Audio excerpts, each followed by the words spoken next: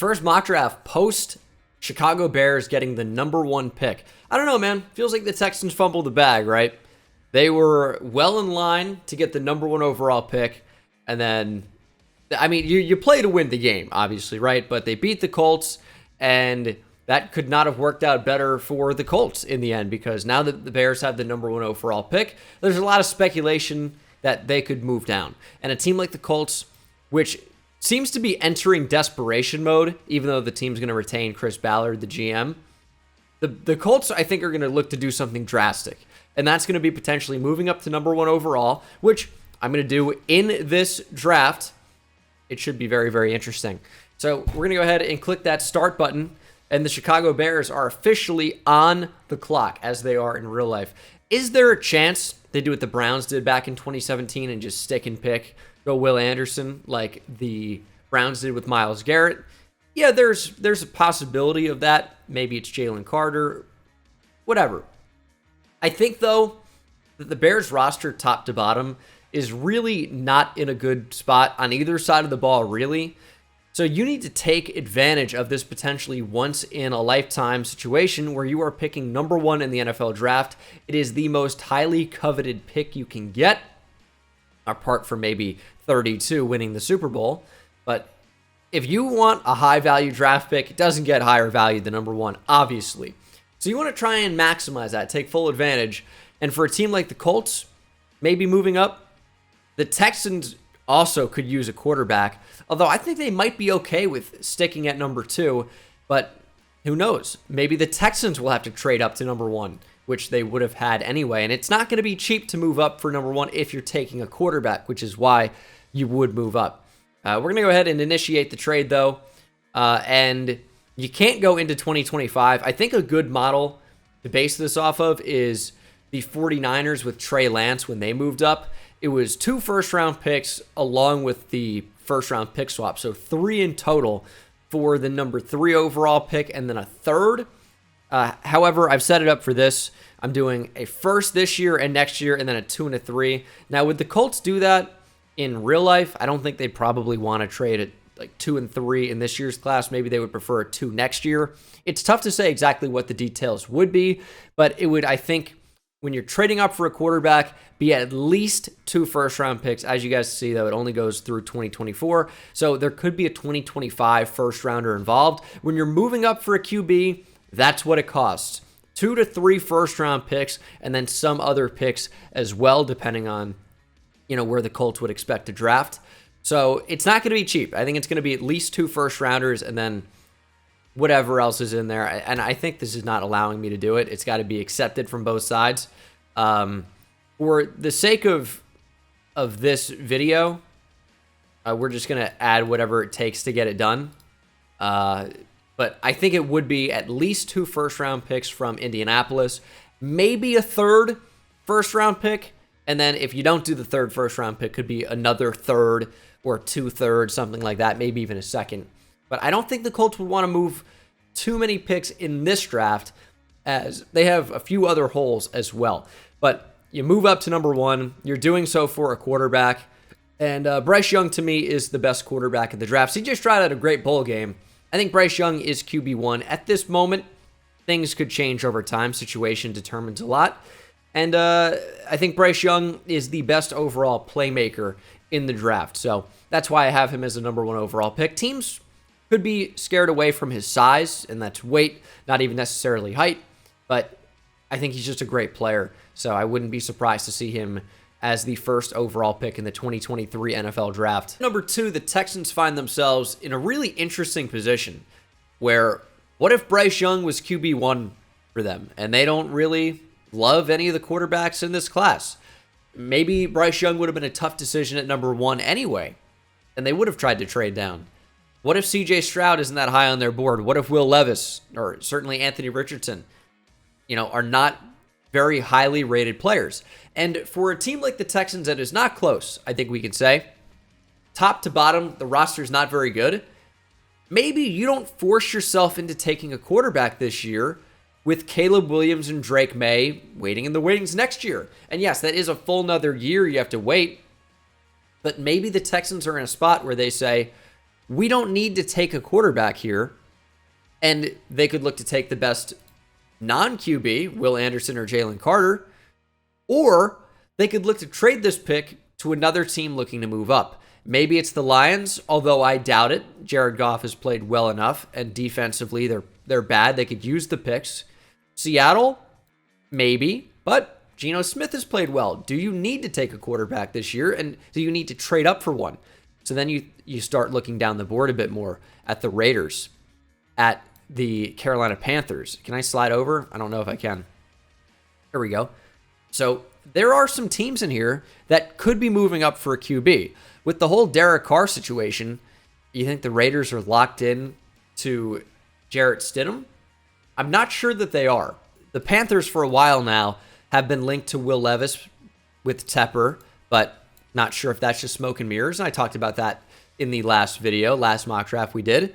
But I think the Texans could be in a position to stockpile picks and trade down with a team like the Raiders or like the Panthers.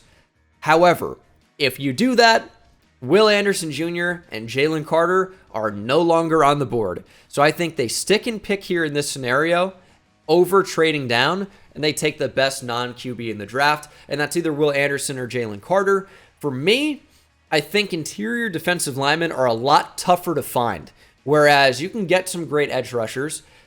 Is Will Anderson better than Jalen Carter? Would I rank him higher? It's tough to say right now. Carter is great. Will Anderson Jr. is great as well. I think interior defensive linemen are just a little bit more rare. It's a tough decision all the way around. I think I'm leaning towards Jalen Carter. Would not shock me at all if it's Will Anderson. He might be the best player in the entire draft. But I am going to go Jalen Carter because it's just tougher to find those guys. They pick again at 12. They could move up for an edge like Tyree Wilson. Probably not going to be able to get Will Anderson Jr. And then that leaves the Bears in a very tough spot because Carter's off the board. Will Anderson Jr. could very easily go at number 3 to the Cardinals, or a trade could happen. And the Cardinals are going into a rebuild. You could just stick and pick and take the best player in the draft in Will Anderson, which would be great value at 3, which sounds funny, but would be great value at 3. Or with what looks to be a new GM, certainly a new head coach, you could stockpile picks when your team is just not very good top to bottom either. So for a team that could be desperate like the Raiders may look to move up here. It's also quite possible that the Cardinals will move on from DeAndre Hopkins and trade him as well. So I just think they're entering a rebuild. So that's why I'm looking more to trade down rather than to stick and pick, although it remains a very big option for them. And we're going to go ahead, and as the Raiders offer a 1 this year and next year, and of course, in order to make this work, I have to give it more value from the other side. I hate that I have to do that, but in order to actually get the pick here in the mock draft, that's what I have to do. I think it probably could be, multiple first-round picks again, because the team knows you're trading up for a QB. They have a ton of leverage, and I'm not sure the Raiders would want the Seahawks or the Lions to even have to think about, taking a quarterback, because even though the Lions have other needs, and so did the Seahawks, they both have multiple first-round picks, and they might say, hey, we don't know when we're going to be up here again. This is the Broncos pick, and this is the Rams pick. The Lions and Seahawks have done pretty well this year. They might just say, hey, we're going to look to take our quarterback of the future. We have 2 first-round picks. We could just do it. So I'm not sure the Raiders would want to even let them think about that. So they're going to move up and take C.J. Stroud at number 3. Yes, it's a trade mock draft. Anything can happen. Raiders are not destined, set in stone to move up. But I think it's definitely a possibility, especially with everything going on with Derek Carr and the Raiders organization. I think C.J. Stroud could very much be in play here for the Raiders. And then I think the Bears are counting their lucky stars that Will Anderson Jr. is still on the board. He is the pick there at number 4. Not much to say about it other than the fact that the Bears need to get better. You got maybe the best player in the entire draft. Defense needs to improve greatly. They have nothing on the edge after trading Robert Quinn, who already was not going to be a part of their future plans. So Will Anderson Jr. here just makes a ton of sense. And then there are a couple of really good edge rushers still on the board for Seattle. I also think they would have a potential spot here in Brian Brzee. But we are going to go edge, and I think Myles Murphy makes the most sense here for them. Could be an inside-outside versatile player for them. Big dude, maybe 6'5", 270, playing defensive end. He's a base 4-3 end, but maybe can slide inside on clear pass rush downs, third and long, things like that, and really be a menace on the inside. That Clemson D-line is so good, and the Seahawks D-line needs to get a lot better. Myles Murphy is a really good way to do that. And the Lions here at number 6 take someone that could have gone even a little bit earlier. It's Tyree Wilson from Texas Tech. Tyree Wilson has everything that you look for in terms of a modern day pass rusher, in terms of athleticism, but size, really. Super long arms, really, really useful as both a run defender and a pass rusher. Wilson's been able to do both at a high level for the Texas Tech Red Raiders this past season and the season before, to be honest, as well. Tyree Wilson's really, really good, and the Lions just could stand to improve their defense and get a really, really solid pass rusher. Somebody that, in the same way that Trayvon Walker got hyped up and went number 1 overall, Tyree Wilson, I think, has that same type of potential to really move up draft boards. I had him in the first round at the start of this mock draft year, back in, was it the way too early mock draft that I did? He might have been in there, but certainly the first one I did closer to football season in August. He has a ton of potential, and the Lions just need to improve that pass rush. I think Wilson gets it done. Arizona Cardinals at 7. Definitely a lot in play here. They could go D-line. I think they'd be a little bit upset that all of the edge rushers in that top tier upper echelon are off the board. Offensive tackle remains a big need for them, as does corner. I don't think Ringo goes this high. I think there's a chance he falls out of the top 20, to be honest. I don't think it's set in stone, but I think there's a chance that happens. I really still like Christian Gonzalez as CB1. I love Cam Smith. It's a good cornerback group for sure. Ringo has super high upside. We don't know how low the floor is because he's looked great and also not great at all at times for the Bulldogs, but is a national champion. But with the Cardinals maybe looking to reset a bit here, why not settle for offensive tackle 1 in the class? And that has the potential to be Paris Johnson Jr. I think these top 3 offensive tackles are basically interchangeable right now, despite what these rankings would have you believe. Johnson, Skoronski, and Jones, I think, could all be the first tackle off the board. Jones has probably the biggest upside. Skoronski is the best right now, but has shorter arms. And Johnson's probably the best mix of all 3. And then we get to the Falcons at 8. I think they'd be pretty happy that the Cardinals passed on Brian Brzee. Their interior pass rush needs to improve. Grady Jarrett's a good player. You need another guy. Brian Brzee can be that guy. Keep him fairly local as well. Really, really good player. I know he hasn't been ultra productive.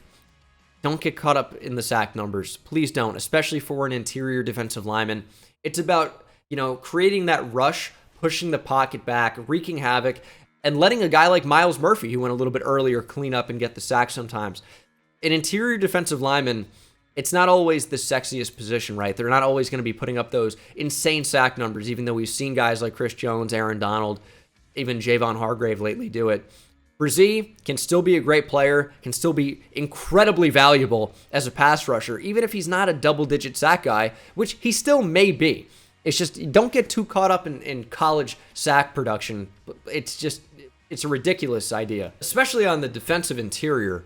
Moving on, though, we have the Carolina Panthers at 9. I have had them locked in for a while, had them locked in for a minute on quarterback Will Levis, and he is available here at number 9. I don't know if the Panthers will be convinced. I hate to keep doing this. I know I've had the Panthers and Will Levis together for a while now, but sometimes, even with smoke screens, if you want to call them that, when there's smoke, there's fire. And Will Levis and David Tepper have been linked for a little bit now that David Tepper, the owner of the Panthers, loves Will Levis. He's here at 9. You don't have to move up for him. I know everybody hates Will Levis, but he has potential. It's the same thing like Josh Allen, for example. Not quite the same thing, right? But Josh Allen was not a refined prospect. He wasn't good as a rookie, wasn't great as a second-year player, and then became an MVP candidate. Will the same happen with Will Levis? It's a long shot. But it was a long shot with Josh Allen, and the ticket cashed. So there is potential there. Everyone hated Josh Allen, including myself, coming out of the draft. I promise, except for maybe the Bills. Will Levis seems to be the same deal. He's getting this top hype for a reason. He's got a big arm, got good athleticism, good mechanically. Recipe for a top 10 pick in today's NFL. Eagles at 10, I think, would be blessed that Christian Gonzalez fell into their lap. could potentially be a starting corner tomorrow for them if they don't manage to retain James Bradbury, which they might choose not to. And then with the Titans at 11, I know the fan base wants a receiver. Receiver one's on the board right now, whoever that may be, Quentin Johnson, Jordan Addison. You can get potentially offensive tackle one.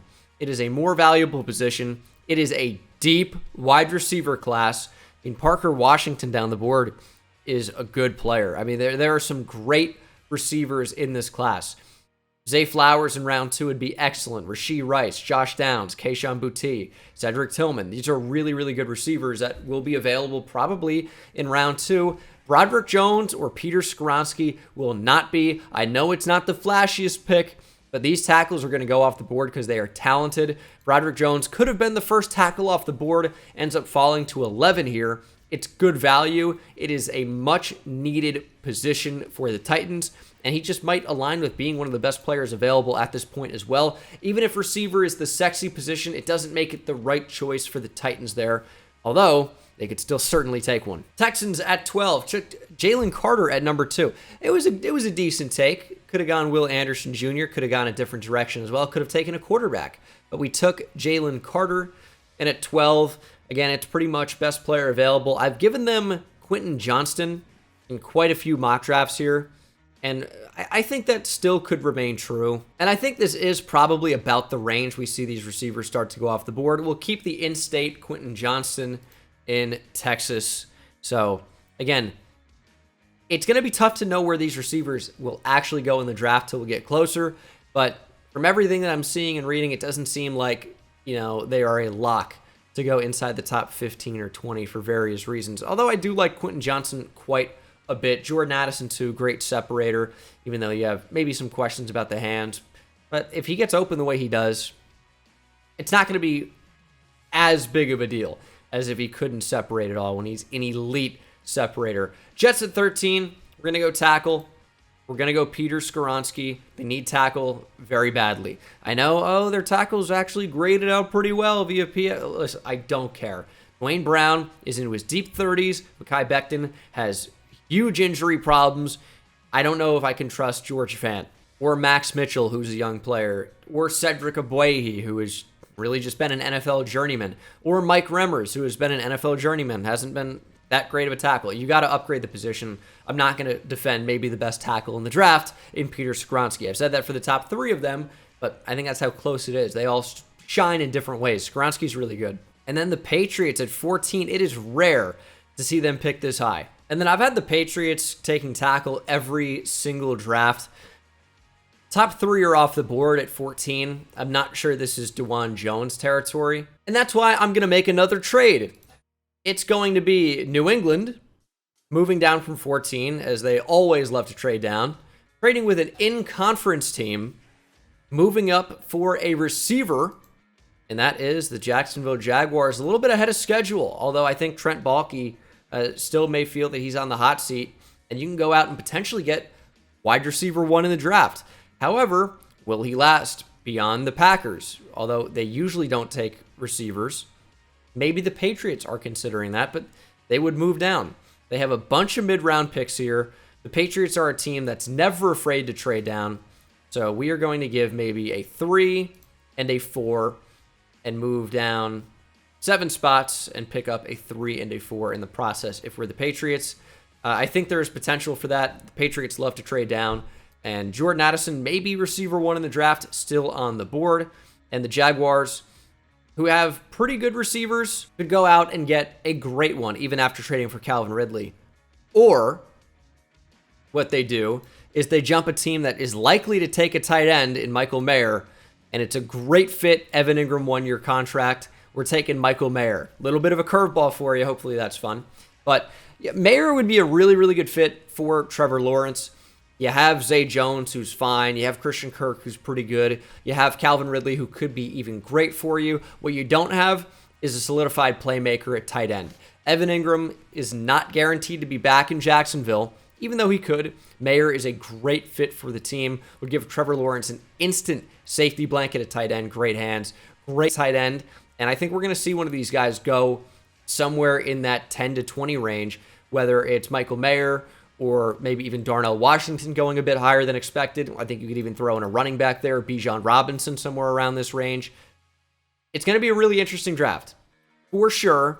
And Mayer, I think, goes, probably around this pick. And I think Green Bay would be furious with that result. Jordan Addison still would be available for them. And with Mayer off the board, we are going to look post David Bakhtiari, potentially. And they could use an upgraded tackle anyway. Bakhtiari always seems to have injury issues, as great of a player as he is. You could even look to start Anton Harrison at right tackle. The Packers need offensive line help. Yosh Nijman is not the guy. Zach Tom has potential, but I'm not sure that would stop you from drafting a tackle inside the top 15 here. And then Washington at 16. It was always going to come back to corner. We're going to go Cam Smith here to the Commanders. Really, really like the player, and I think he's a really good fit for Washington. They need corner desperately as well. Seems like a match made in heaven. Then we get to the Steelers at 17. I've been giving them offensive tackle. DeJuan Jones would make sense here. Could be a little bit early, although it was a little bit early for Anton Harrison. But yes, we are finally going to invest in a huge offensive tackle and a good fit for the Steelers as well. Massive man, would be a mover in the run game. DeJuan Jones is good. I think could definitely end up being a first-round pick and make sense for the Steelers, who pretty much have two first-round picks, one at 32 as a result of the Chase Claypool trade. What a trade that was. But they need to finally invest in a great offensive lineman. DeJuan Jones could be the one. Lions at 18. Got some great corners on the board. We're going to go Joey Porter Jr. Got to get better at corner. Got to get more depth at corner either way. Porter Jr. makes simply too much sense to pass on here at 18 for the Lions. Tampa Bay at 19. I've gone a bunch of different directions. I've given them Bijan Robinson quite a bit. I have no idea where Bijan Robinson should go. I just know he's a great player. And based on the league's draft history, he will be a first-round pick. It's just which team takes him, which team values running back that high to take them in the first round. I don't know. But with Kelee Ringo slipping down the board and being available at 19, I think it does make sense to go Ringo at 19. Has great potential. The Bucs really don't have a lot under contract through 2023 and 2024 at corner, other than Carlton Davis, who signed that big extension. But Ringo makes a bunch of sense here. He falls a little bit in the draft, had a bit of a shaky season at times, but still has the size and athletic profile, and has played well. This is not someone who's been terrible the entire year. He's just had a couple of moments where he struggled to find the football in the air, and that has resulted in big plays. He's still not developing as a player. None of these guys are. So Ringo could still be an excellent player, and I think a risk worth taking here at 19. And now, the Seahawks didn't take a quarterback at number 5.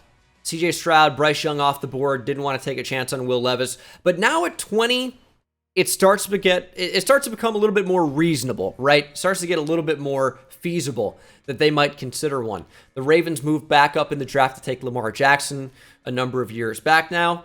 And Anthony Richardson could end up being a first-round player. The sky really is the limit with him. I am going to go ahead and take him to the Seahawks there at number 20. Richardson, super, super high-ceiling player.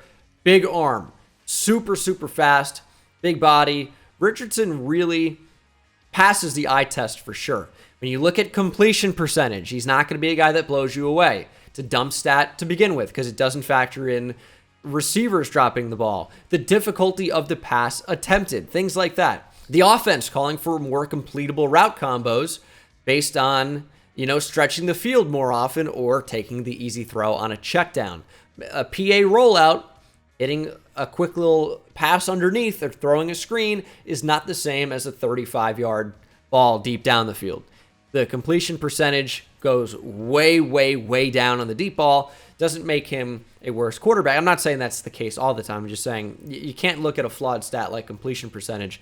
Receivers at Florida were not great. Jacob Copeland a year or so ago had a couple of nice plays with Anthony Richardson, but this year there really, really was not a lot. Justin Shorter and Ricky Pearsall could not be the guy. I know I said that in a recent video, but it still stands true to me. I think Richardson's best football is ahead of him, and that's why I think he could be a first-round pick in the same way that Will Levis went top 10. If you like Will Levis, how do you not like Anthony Richardson? I don't know. Food for thought. Patriots at 21 after a trade down. The top tackles are off the board. I'm sure they wouldn't like that. But Jordan Addison still on the board. So he's going to be the pick there at 21. Could really use an upgrade at receiver. Even though tackle is a glaring need for them, they love to develop tackles in the middle of the draft. And there are some ones with potential. Darnell Wright didn't allow a sack this past season at Tennessee. Matthew Bergeron's really good. Cody Moak, really fun player. Maybe best suited as a guard, but could stick at tackle. Jalen Duncan exists, as does Blake Freeland. You know, they could just take and develop down the board. We've seen the Patriots do that before. It's not unheard of. Look at Trent Brown, for example. Wasn't a top pick by any means. Developed pretty nicely for them. Then my team, the Giants, at 22. What does the board look like? Brian Branch is interesting. I really, really like Brian Branch as a player. Could potentially start for you at free safety. Xavier McKinney over to strong safety. Julian Love is a free agent. Brian Branch has played great in the nickel for Alabama. Could be a great slot corner for you, even though corner, such a big need. Outside CB, certainly in play. Trenton Simpson, I think, would be great value for the Giants, so I'm not sure would look to take off-ball linebacker due to positional value. Joe Shane, the general manager of the Giants, is a big positional value guy. Man, it is tough. Although Trenton Simpson, I think, would be a really, really fun chess piece for Wink Martindale to use in his defense. I want to go a bunch of different picks here. Osiris Torrance is really one as well. The Giants' interior offensive line could really stand to improve. He played right guard for Florida this past season. Was at Louisiana before with Billy Napier. Really good player. Potentially IOL 1 alongside John Michael Schmitz. I think those are really the top two guys at this point. This is tough. I'm taking a bit longer on it because it's the Giants. I think the versatility of Trenton Simpson is too tough to ignore. The Giants really haven't had a great linebacker in so long. Trenton Simpson could be the guy. I know cornerback, huge need. Devin Witherspoon was right there.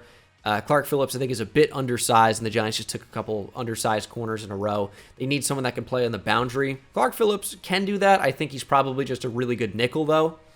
But Trenton Simpson ended up being the guy for me. And then the Ravens at number 23 need corner so badly. Do you like Clark Phillips? Do you like Devin Witherspoon? We're going to go Devin Witherspoon. He can play on the boundary. Was great this past season at Illinois. Clark Phillips is great too. No shade, but we go Devin Witherspoon in this scenario, and they need corner so badly. It just seems like a good fit. And then the Chargers at 24. I've done this a couple times, and I will continue to do it because I think Darnell Washington will end up being a first-round pick. Incredible athlete.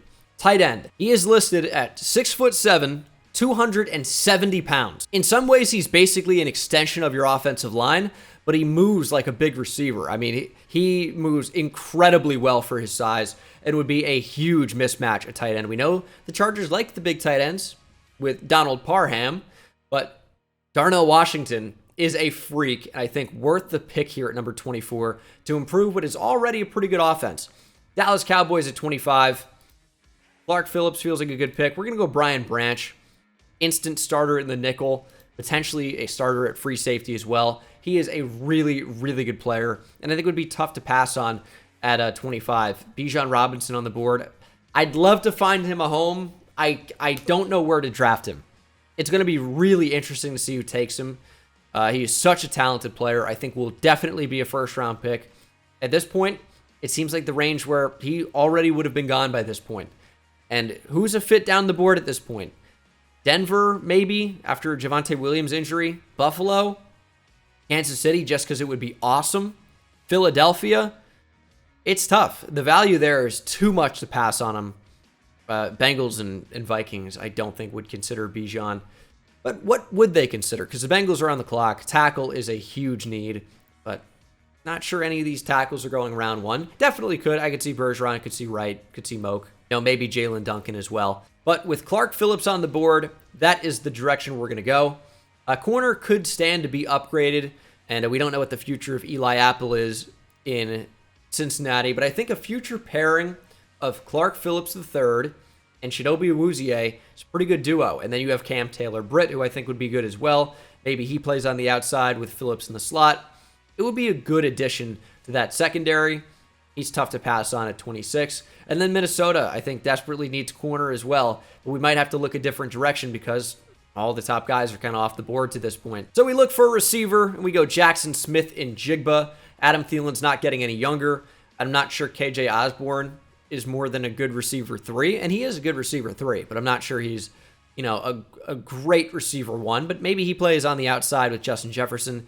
JSN taking snaps in the slot, can move Justin Jefferson in there, really get creative with how you use these receivers. But I think Njigba is, again, pretty good value here at 27, dropping because of injury concerns, and he didn't play basically this entire last season, but is a good player when he's on the field, and good value here at 27. And then the Broncos at 28. What does Denver do? Bijan, Osiris Torrance, all good options. Really shouldn't be an edge. They have a real strength at the position. I don't know why that's being suggested. Maybe I'm missing something there, but Randy Gregory, Baron Browning. I mean, even Jonathan Cooper and Jacob Martin are good rotational pieces. I don't know that they need to take a first-round edge.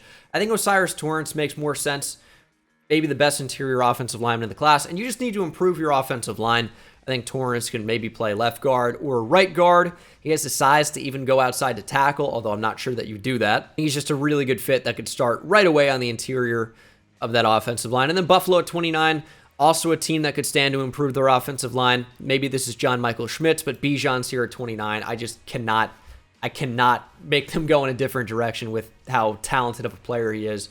And I think the Chiefs would have been hard-pressed to not take Bijan at 29, and Jahmyr Gibbs would be such a great fit for the Chiefs here at 30. I think Jahmyr Gibbs is a first-round pick as well, but I give KC edge so much. I think Nolan Smith could end up being a first-round pick, even though he's coming off injury. He might end up getting some more hype. Former, I think, top high five-star recruit to the Bulldogs, but we haven't really seen him play in a while because of injury. What do the Chiefs do? They just continue to need edge help, though. We are going to go with Nolan Smith. Firecracker off the edge and really offer them a great pass rush. Real speed rusher, not really a developed guy at this point, but at number 30, you're happy to take a developmental player. At number 31, we're going to go Isaiah Foskey out of Notre Dame. The Eagles, again, could use pass rush just because they've got older guys and guys in contract years, things like that. So Foskey makes a ton of sense here just to get more, of a rotation going on, at least right away, and then will eventually be a starter for them, I would imagine. Good scheme fit as well for Philadelphia.